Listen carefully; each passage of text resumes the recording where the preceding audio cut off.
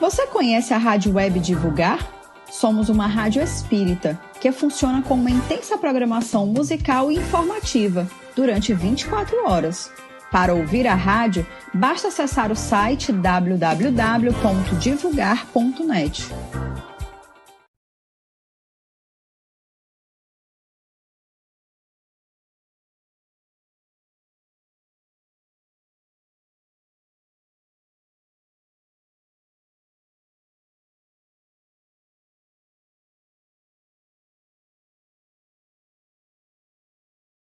Ditosos, ditos e ditados para o Evangelho no Lar.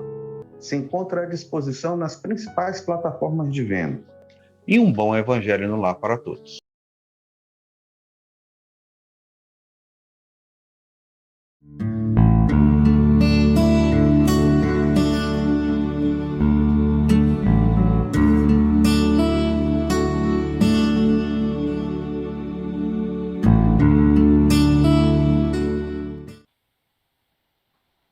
Olá, irmãos queridos, eu sou Marcos Naús, trabalhador do Centro Espírita Ivone do Amaral Pereira, aqui de São Luís, Maranhão, e eu estou mais uma vez aqui com vocês, aceitando o convite do nosso irmão Amaral.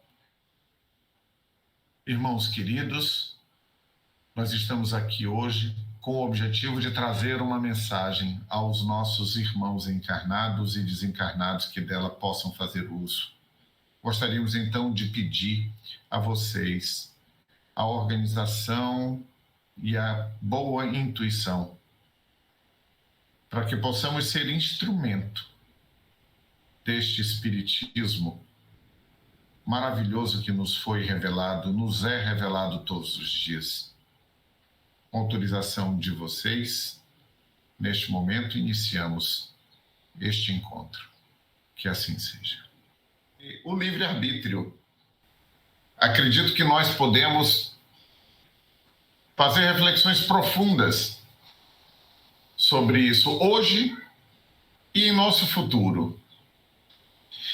O primeiro aspecto que nós temos que levar em consideração é o livre-arbítrio, ele se revela aos poucos. O processo de evoluir tem também por prioridade passar pelas experiências que vão nos dando a consciência de quem somos.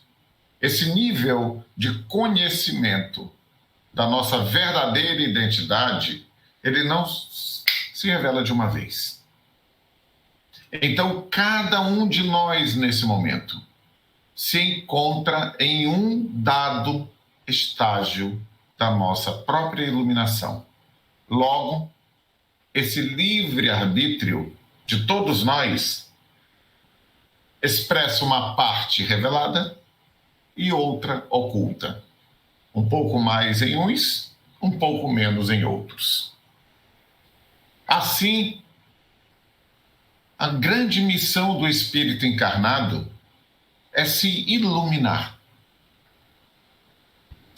Sem ser capaz de desafiar a percepção que ele tem da realidade atual, ele permanecerá repetindo as suas ações. Há o ditado popular que diz: se você continua fazendo o que sempre fez, os resultados que obterá serão sempre os mesmos. Ora, nada mais contraditório com o espírito em evolução do que permanecer em estado de repetição das coisas. Assim, a percepção possível é aquela obtida a partir do nível de consciência que eu tenho. Somente o que me permite perceber define o que chega até mim. Ora, se eu só conheço pássaro, quando um avião se apresenta na minha vida, nos céus, eu vou olhar para ele e dizer que é um pássaro diferente. Eu não tenho a ideia do que seja um avião. Transportem isso para o nosso nível de consciência diante do que vemos. E posso dar um exemplo simples. O tempo não é linear, mas a maneira como percebemos ainda hoje, ele é passado, presente, futuro. Ora, se o tempo é linear, a minha noção de Deus ou do Criador ou da inteligência suprema, o nome que quisermos dar, que está acima de tudo, que criou tudo, eu imagino também trilhando essa jornada do tempo linear comigo. E imagino que eu posso surpreender o Criador. Eu imagino que ele não conhece passado, presente e futuro de todas as opções que ele próprio projetou. E acreditamos que nós estamos criando uma realidade, quando, de fato, muito provavelmente, estamos somente manifestando uma das inúmeras possibilidades que esse grande programador divino já desenvolveu. Como acontece num videogame. Quem tem o hábito de jogar qualquer videogame sabe que você entra, vai tentando, ali cai, morre, pega outra vida, tenta, vai por outro lugar, cai, morre, pega outra vida, tenta mais uma vez e consegue vencer aquele obstáculo e mudar de nível, não é verdade? Não é assim que acontece no jogo? E esse programador é um humano como nós. Você teve a sensação de que em cada uma daquelas oportunidades você manifestou aquela realidade por si. No entanto, aquela opção estava projetada. Aquela era uma de inúmeras opções para nós colapsarmos na realidade, usando o vocabulário quântico. E é isso que nós fazemos o tempo inteiro. Colapsamos realidades já programadas pelo alfa e o ômega de tudo, o início e o fim de tudo. O que sabe o que aconteceu, o que acontece e o que acontecerá. Mas longe de fatalismo, são opções sempre. Porque não importa. O objetivo não é zerar o jogo.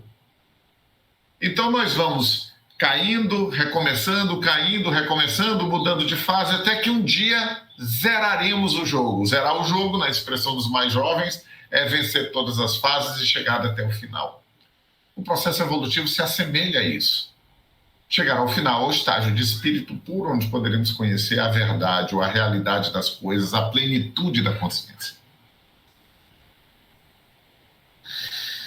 As reencarnações, então, são principalmente as oportunidades de iluminação das nossas consciências, de revelação das partes ainda ocultas, a partir de novos conceitos, a partir de novas ideias, a partir de enxergar o que antes não víamos, não percebíamos, vamos ampliando o contexto perceptual.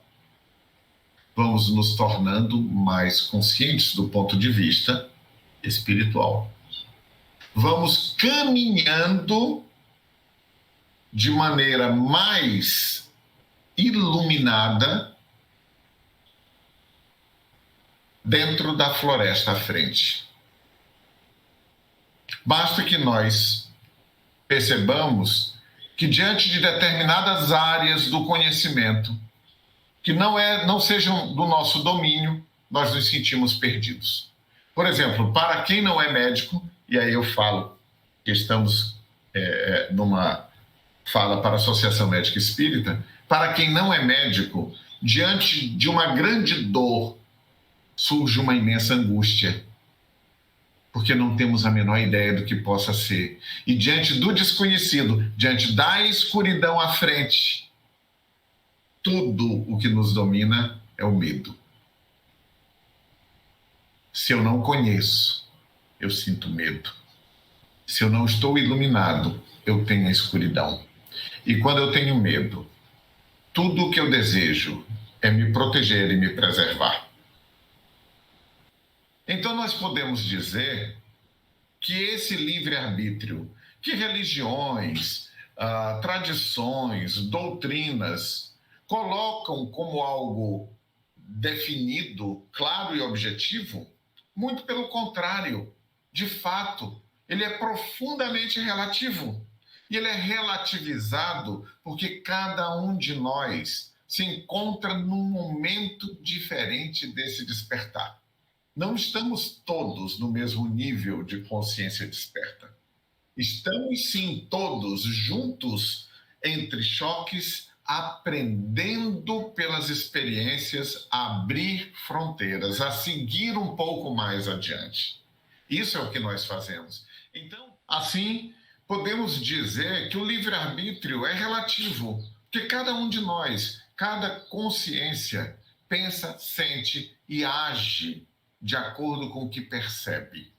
Então, não há como nós olharmos para as pregações de inúmeras religiões, para os textos de diversas doutrinas que nos dizem como agir e nos colocam numa situação de polaridade onde ou não agimos em conformidade ou agimos em conformidade. Na verdade, o livre-arbítrio não funciona assim. Ele é relativo, porque cada um só pode realmente tomar uma decisão liberta sobre sua existência a partir daquilo que conhece.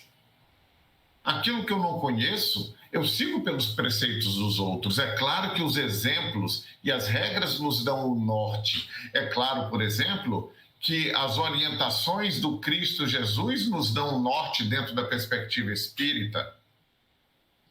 Mas até que parte desse norte é assimilada? E a partir de onde é simplesmente entendido como fé cega?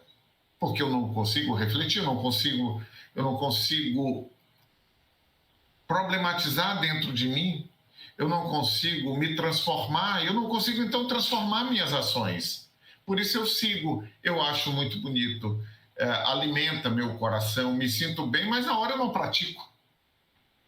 Por que não pratico? Não é um dos grandes dilemas que nós temos, ou tudo isso é tão bonito, o homem de bem, por que eu não pratico? Porque você ainda não conseguiu se tornar consciente de tudo isso.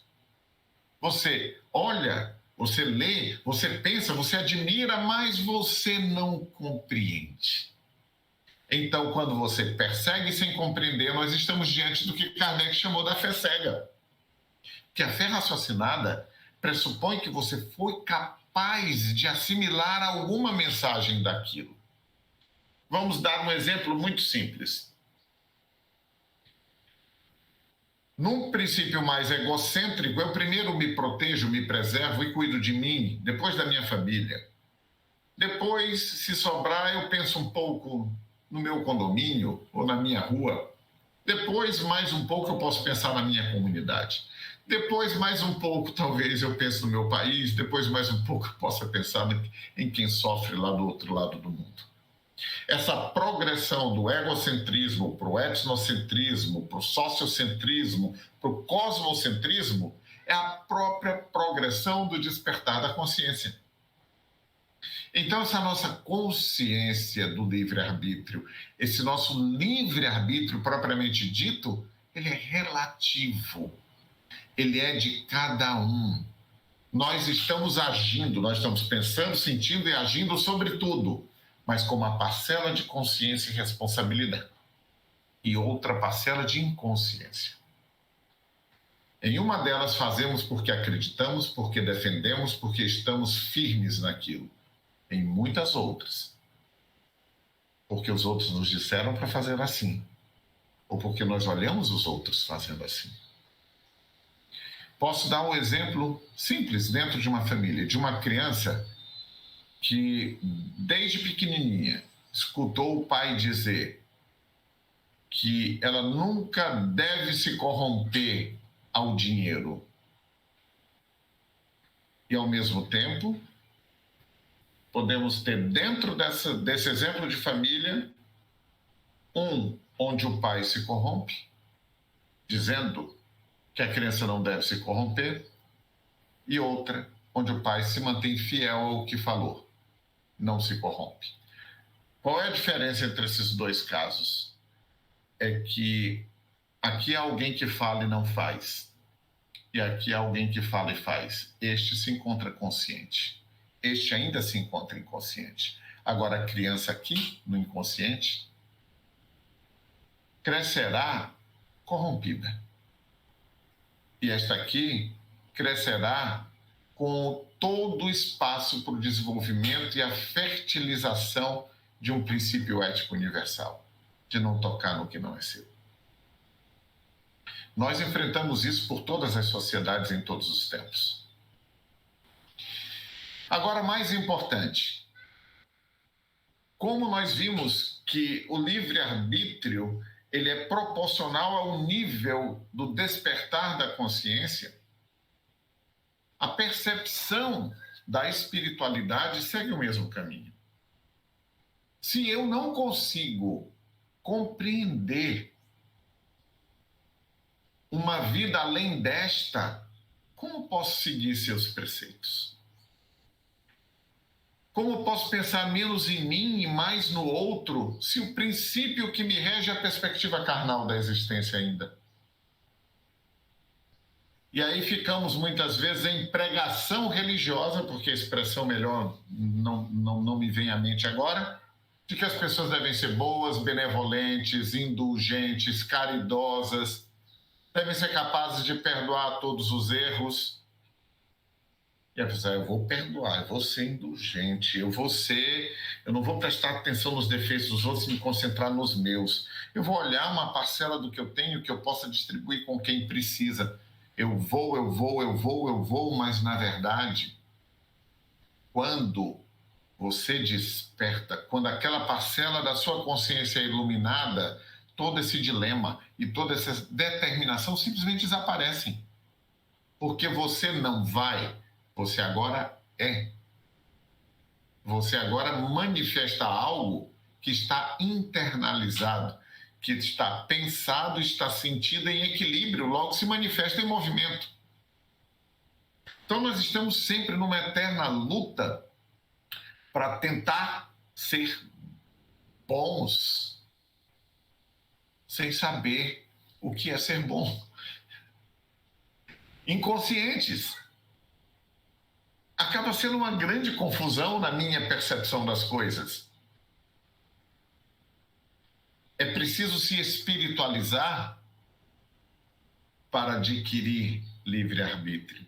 E eu não consigo me espiritualizar sem iluminar minha consciência, porque a percepção da vida espiritual, ela chega a partir de um determinado estágio de iluminação da consciência.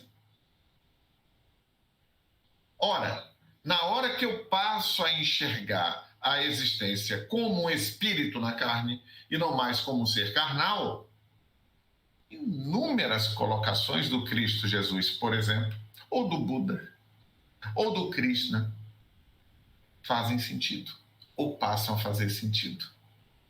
Mas antes, se torna tudo muito complexo. Vou dar um exemplo simples dos chamados primeiros e universais mandamentos que nos foram trazidos pelo Cristo Jesus. Amai-vos uns aos outros como eu os amei. E se eu não sei o que é amar, do perspectiva espiritual, saber de ter recebido, internalizado, problematizado, se eu não sei o que é amar, eu fico com a noção de que amar é gostar. E fico com uma dificuldade tentando gostar do meu inimigo. Uma dificuldade tentando gostar de quem eu não gosto dentro da minha família. O avião é um pássaro. Se eu não sei o que é avião. O amor é gostar. Se eu não sei o que é o amor. O amor que o Cristo tenta nos trazer é uma decisão, é uma ação intencionada de um espírito que adquiriu o equilíbrio e entendimento de que fazer o bem para o outro não precisa ter como condicionante o sentimento de empatia por ele. Para eu decidir fazer algo que o outro precisa, eu não preciso gostar dele, eu preciso decidir fazer. E por que eu não decido hoje fazer isso pelo outro? Porque, na verdade, no meu nível de consciência, o outro ainda não é merecedor da minha ação. O outro ainda não faz parte do meu universo, ainda é egocêntrico. É natural, mas é preciso ter consciência disso. Quando você interpreta o amor como uma ação intencionada e você passa a fazer as coisas que precisam ser feitas porque você percebeu o problema e decidiu agir sobre ele, independentemente de suas predileções, preferências, seus gostos, você começa a amar como Cristo Jesus. E sabe o que vai acontecendo com o tempo? Você começa a gostar de quem você decidiu amar. Você inverteu. Eu não preciso gostar para amar, eu posso amar para gostar. Já falamos anteriormente sobre a percepção do tempo como não linear. Tempo e espaço são dimensões dessa experiência consciencial, dessa experiência do despertar.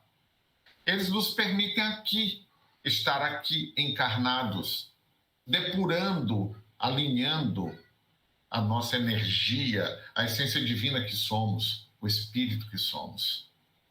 Ainda vibrando de maneira desorganizada, para que com o tempo a gente possa ir fazendo isso. E quando essa vibração estiver praticamente sem flutuação, nós poderemos dizer que assim teremos nos tornado espíritos puros.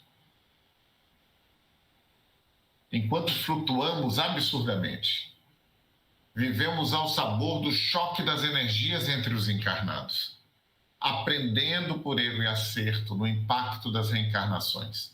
E como Emmanuel nos diz, muitas vezes simplesmente repetindo erros entre encarnações. Por que repetimos tantos erros? Porque às vezes, durante uma vida inteira, nos iluminamos pouco. Tivemos poucas oportunidades de olhar diferente. Porque, infelizmente, tivemos contato com poucos exemplos que admirávamos para poder jogar aquele facho de luz na área escura de nossas consciências. Somando 2 mais 2, eu chego a esse 4. Se eu venho numa vida e me ilumino pouco, me depuro naturalmente pelas dores dos erros, mas avanço pouco na percepção do espírito que sou. Numa próxima encarnação, mais burilado pela dor e pelo sofrimento, talvez consiga me iluminar mais um pouco. E então, sofrer menos. Porque o sofrimento não é uma decisão do Criador para nós. É uma opção para quem ainda não está no nível de iluminação para percebê-lo. Entendamos as caminhadas possíveis num grande plano da existência. Para nós, uma grande mesa branca, onde nós podemos escolher por onde ir. Mas todas as opções já foram criadas. O que estamos fazendo não é criar, é optar. Se o caminho, optamos por um caminho mais duro, porque nós mesmos construímos a dificuldade, causa e consequência, estamos colhendo o que plantamos. Então, eu plantei numa situação, uma dificuldade, ela se apresenta mais adiante para que eu tenha que resolvê-la. Não é fugir dela, nem chorar por ela. É assimilá-la, é entender, é resolver, é harmonizar, é realinhar e seguir. Todo esse processo experiencial nos traz a dimensão da evolução. E não há como eu fazer isso sem me iluminar. E também, e aí vai para todos nós, seguidores desta doutrina, é muito difícil iluminar o outro para além do meu próprio nível de iluminação. É muito difícil tentar explicar para outros o que para mim também ainda não é entendido, ou seja, não é conhecido ao nível da minha consciência.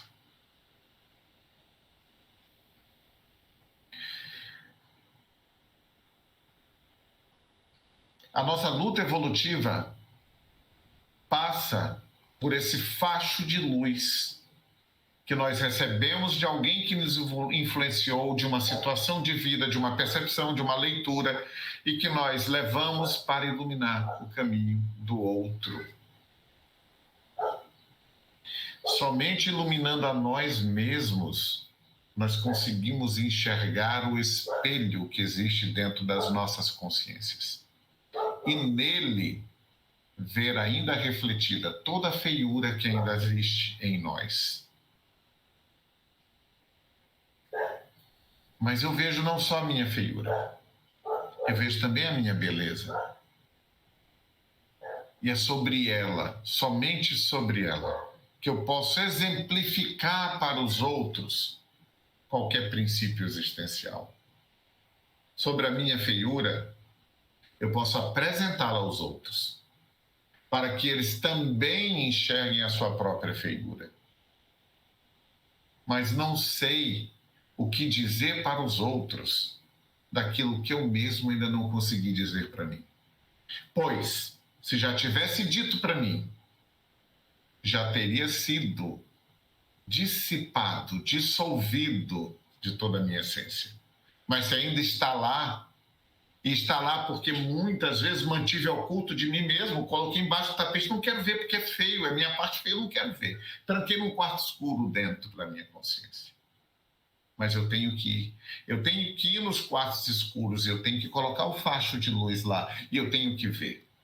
Se eu não quiser, se for dolorido demais para mim, eu não preciso dizer para ninguém. Mas não posso manter oculto de mim mesmo. Tenho que revelar para mim meus defeitos morais, porque somente assim posso trabalhá-los. E como revelar meus defeitos morais que existem dentro de mim se eu não colocar luz lá? Continuará na escuridão. Continuará escondido de mim mesmo. Para eu evoluir, eu preciso iluminar minha consciência e revelar o que antes eu preferia oculto.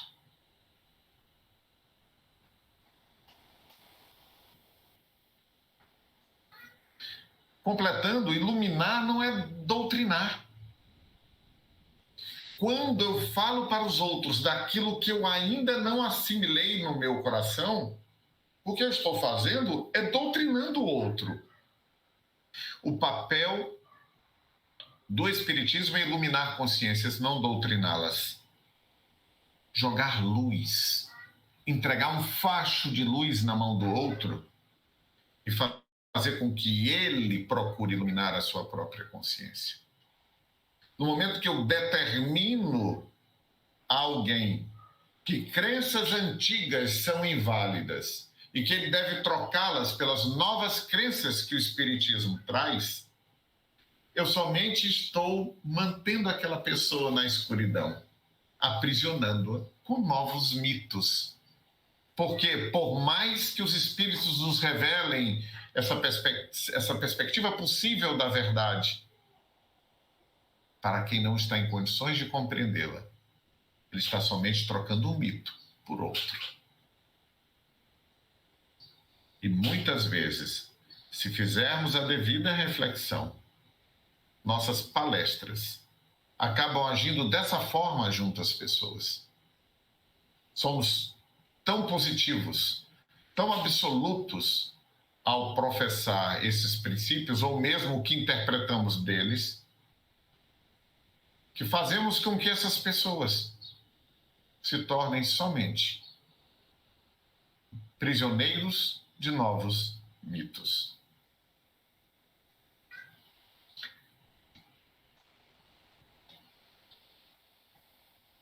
No momento que cada um recebe a chama da revelação espírita, cada um tem o seu tempo. Inevitavelmente, mais cedo ou mais tarde, ele vai se encontrar com o seu espelho. Mas não sou eu que arrasto e arranco o espelho de dentro do quarto escuro da consciência dele e coloco na frente dele para que ele veja. Nenhum de nós tem esse poder. Logo, todas as vezes que assim tentamos fazer, somente demonstramos a nossa presunção. O Espiritismo deve iluminar, não doutrinar. Agora, quando cada um recebe o seu facho de luz e por medo de confrontar a sua realidade, decide apagá-lo, se afastar dela. Aí este irmão começa a se encontrar, a se defrontar com as consequências da sua decisão de permanecer inconsciente. A vida lhe trará impactos duros em decorrência das confusões que fez por tentar permanecer na escuridão quando a luz já está à sua porta. Como podemos interpretar isso dentro da doutrina espírita? Kardec nos orienta nas obras básicas que o espiritismo e a ciência caminham juntos e que quando novas informações vierem, que o espiritismo siga essas informações que a ciência nos trouxer. Na época de Kardec não tínhamos a mecânica quântica, nem a teoria da relatividade, nem todos os conhecimentos que estão sendo apresentados, assimilados, revelados agora. Como que esta doutrina pode permanecer, e não vou nem mencionar aqui as obras de André Luiz, que os membros das associações médicas espíritas sabem muito bem que possuem esse teor de revelação progressiva. Então, como que eu posso hoje tentar compreender a realidade com a minha consciência limitada a 1850? O Espiritismo é uma doutrina evolutiva, está na sua essência. Logo, todos nós devemos continuar o processo de iluminação de nossas consciências, interpretando as revelações espirituais com as informações disponíveis no nosso tempo. Isso não é invalidar Kardec, muito pelo contrário. É respeitar os princípios que ele próprio colocou, que os espíritos a ele repassaram. Inevitavelmente, lidaremos com as outras raças de outros planetas. O espírita consciente deve se espantar quando qualquer manifestação de outra raça aqui assim acontecer? Não pode, porque isso está dito desde o princípio, e isso é um dos fundamentos da doutrina pluralidade dos mundos habitados. Recebemos em nosso centro uma mensagem, ainda perto do início da pandemia, da casa, que nos dizia o seguinte: que mantivéssemos a nossa esperança na humanidade, que vibrássemos o nosso amor. As coisas ainda iriam piorar por mais um tempo. E veio assim um puxãozinho de orelha. Mas vocês já sabem disso. E eu fiquei refletindo sobre esse pedaço. Mas vocês já sabem disso. De fato, nós já sabemos disso. Estamos em transição planetária. A revelação espírita para o mundo ocidentalizado teve por objetivo sacudir os espíritos para a oportunidade de trabalhar, os trabalhadores da última hora, para permanecermos aqui na transição. Nós fomos avisados. A informação chegou até nós. O facho de luz foi entregue em nossas mãos. O que é que nós fizemos com ele? Ah, não quero isso, não gosto disso, não preciso, isso é muito complicado, isso não é para agora, eu não preciso disso para entender o Espiritismo. Será? Falamos anteriormente do amor. do amor como ação intencionada. Em relação a ele, nós podemos nos considerar, enquanto espíritos encarnados, em 3 categorias. Os espíritos que já amam livremente, os espíritos que estão aprendendo a amar e os espíritos que ainda não sabem amar. Os espíritos que amam livremente são espíritos puros. Eles não fazem distinção. Não acredito que tenhamos aqui qualquer exemplo que possamos dar, mesmo de espíritos mais próximos do contexto espírita. Bezerra de Menezes, Chico Xavier, o próprio Divaldo Franco. Mas nós temos o Cristo Jesus como exemplo de espírito puro que passou encarnado por aqui. E nos traz todo esse conjunto de ensinamentos que ainda não compreendemos, como disse antes. E a nossa dificuldade de compreender é porque permanecemos em determinado grau de escuridão. Ao nos iluminarmos, conseguiremos perceber, pelo menos melhor do que antes. Espíritos em processo de aprender a amar. Espíritos que começam a amar. Somos nós. Somos nós aprendendo a amar pela iluminação que estamos fazendo de nossas consciências. Pela compreensão de que o mundo todo está conectado. Que fazemos parte de uma rede muito maior, não só de nossa família, ou de nossa comunidade, ou do nosso país, mas do planeta inteiro e da fraternidade de espíritos que se encontram tanto encarnados quanto desencarnados. Nós começamos a sair de uma posição egocêntrica, centro do mundo, onde os outros são engrenagens e devem se comportar de tal forma a nos agradar, para uma posição mais etnocêntrica, para uma posição mais sociocêntrica, para uma posição mais cosmocêntrica. E aí começamos a interpretar as mensagens dos espíritos nas obras básicas, nos diversos livros e psicografias que nós temos publicados no contexto espírita e espiritualista, pela perspectiva espiritual. E saímos do auto-engano de conhecer esta realidade ou esta verdade por qualquer perspectiva carnal. Às vezes, por espírito muito imperfeito que ainda sou, acho graça quando vejo irmãos nossos num esforço muito grande de explicar princípios espirituais por perspectivas carnais. Isso não é o espiritismo. O espiritismo é a doutrina dos espíritos.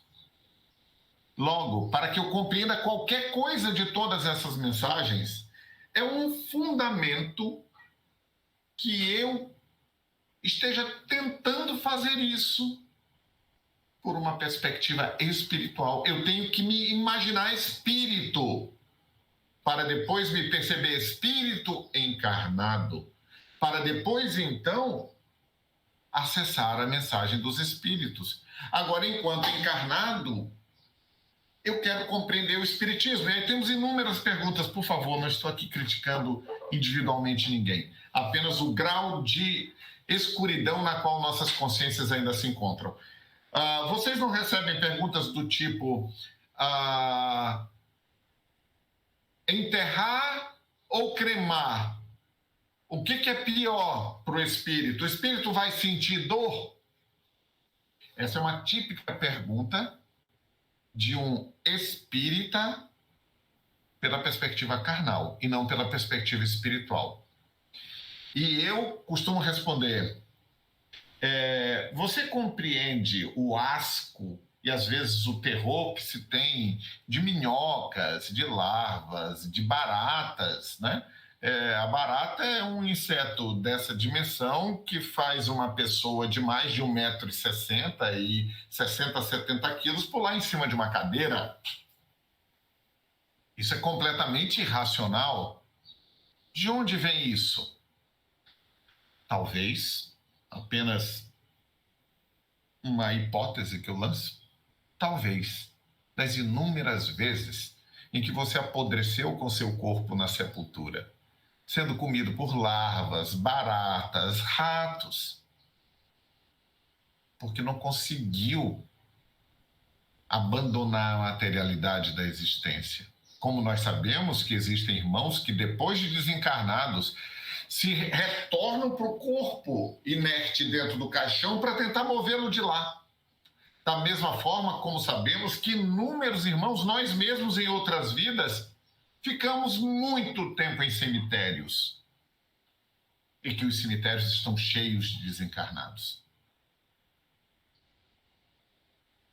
Certo? Então, cremar ou enterrar? Não importa.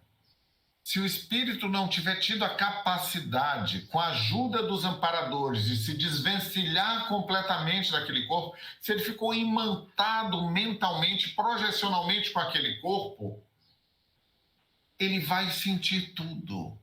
Ele vai sentir tudo, seja a decomposição do enterrado, seja a dissolução, a queima do cremado. Então, em vez de fazer a pergunta, é melhor cremar ou melhor enterrar? Deveríamos estar fazendo a pergunta, o que eu devo fazer para me perceber espírito desencarnado o mais rapidamente possível? O que eu posso fazer hoje para me perceber espírito desencarnado o mais rapidamente possível? Em O Céu e o Inferno a resposta está. Está lá no livro de Kardec. Quando ele nos mostra tudo o que fizemos durante o período encarnado e o que acontece conosco quando desencarnamos. Kardec chega até a propor um código penal da vida futura. Pelo que eu faço aqui, eu sei o que vai acontecer comigo quando desencarnar. Eu sou muito preocupado e apaixonado pelo meu carro. Lavo e lustro 3, 4 vezes por semana. Se tem um arranhãozinho, meu dia acaba porque meu carro foi arranhado. O que você acha que vai acontecer quando você desencarnar? Você vai voltar para lustrar o carro. Você vai estar mentalmente preso à materialidade daquele carro. Porque aquele carro preenche muito do que você vibra, do que você sente, do que você pensa. Ele é uma parte de você. O problema da materialidade é que ela é uma parte de nós e ela nos escraviza no pós-vida carnal. Se não fosse por isso, não teríamos tanta preocupação com os vínculos materiais. É somente que eles nos atrapalham.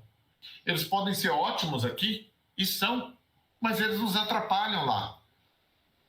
Quanto mais preso eu sou às minhas roupas, ao meu carro, às minhas experiências materiais, mais isso dá conta de que espiritualmente eu não me basto, que espiritualmente a minha conexão com as entidades superiores ainda é fraca, de tal maneira que eu me completo com as sensações que eu obtenho da matéria. Assim, logo que desencarnar, a única forma que eu sei de estabelecer vínculos energéticos e suprir energeticamente minhas necessidades é com as minhas muletas materiais. Então, o que eu procuro quando desencarno? Meu mentor? Ou minhas roupas, meu carro, meu dinheiro? Acabamos de ter um breve exemplo do que é um processo iluminatório. Quando recebemos esse facho de luz, vamos refletir. Não estamos aqui em momento algum dizendo o que você deve fazer. Não estamos aqui dizendo que você deve ser enterrado ou cremado. Não estamos aqui dizendo que você deve largar seu carro ou não ter carros. Estamos dizendo que ter bens materiais e vínculos materiais é parte do processo evolutivo em provas e expiações. A questão não é tê-los, mas sim não ser dominado por eles. Não ser dominado por eles significa que, da mesma forma que eu posso ter o meu carro, eu posso ficar sem ele. Da mesma forma que eu tinha aquele cargo e aquela posição de destaque, eu devo saber viver sem ele. Porque todas essas situações são camadas de uma essência que é o espírito. Nós estamos falando de exemplos de inversão existencial. A inversão existencial é enxergar a vida a partir do espírito que somos e não mais do corpo que temos. E é um processo, e não se completa ao longo de uma vida só, e nem eu estou perto de completar, eu estou somente no início.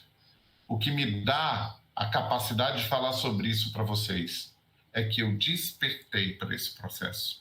Eu acordei para a necessidade dele. Estou no início da caminhada. Se você também já despertou, ou de repente você está bem além nessa caminhada, que bom. Mas se você ainda não despertou, talvez esta fala de hoje possa ajudá-lo a compreender melhor, ou pelo menos definir melhor, que o Espiritismo não nos traz respostas carnais, mas sim respostas espirituais.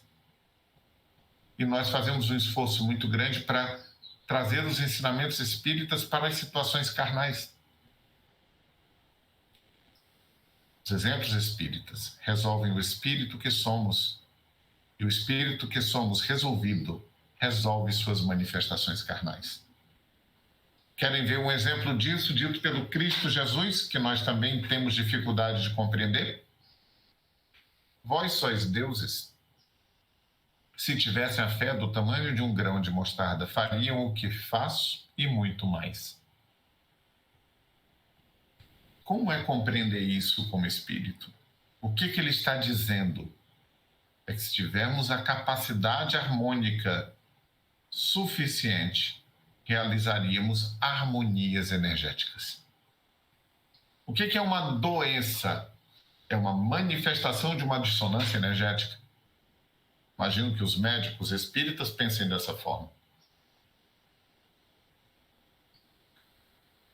O que nós fazemos a partir do tratamento do corpo é induzir reações físico-químicas que vão se traduzir de alguma forma em impulsos elétricos que corrigirão o processo, não só nesta dimensão física, mas também induzindo a correção dos corpos energéticos, mesmo que nem saibamos disso.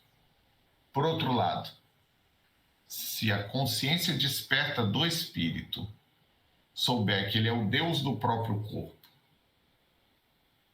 desses bilhões de células, quatrilhões de átomos,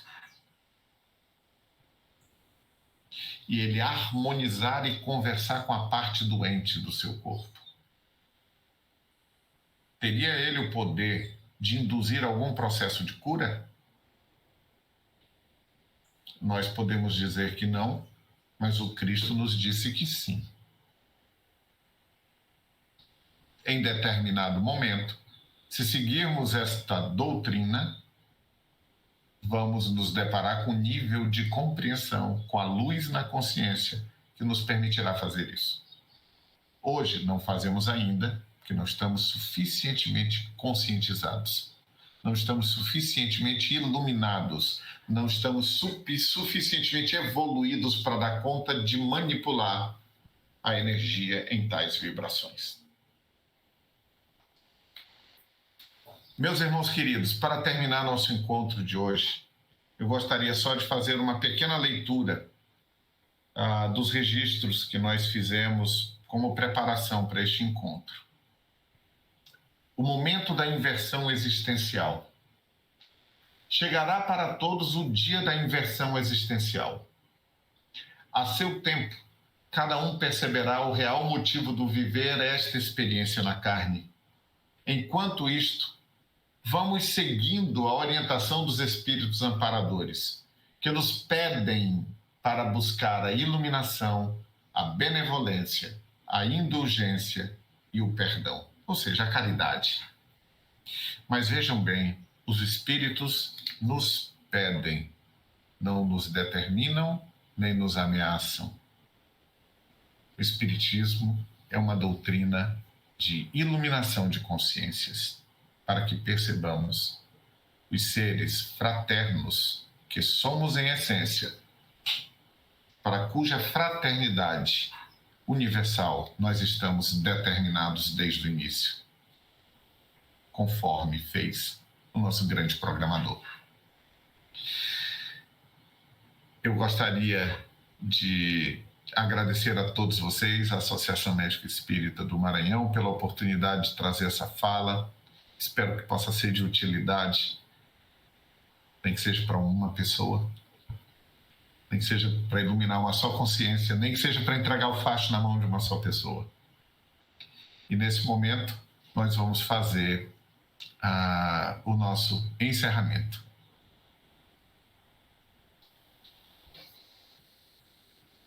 Irmãos queridos, amparadores deste encontro, nós somos gratos pela oportunidade de estar aqui com vocês e juntos, mais uma vez, realizar a nossa missão de divulgar esta doutrina a todos aqueles que queiram dela tomar ciência. Que possamos sempre ser iluminados para melhor compreender nossas próprias existências e compreender os motivos pelos quais passamos pelos processos depuratórios de agora.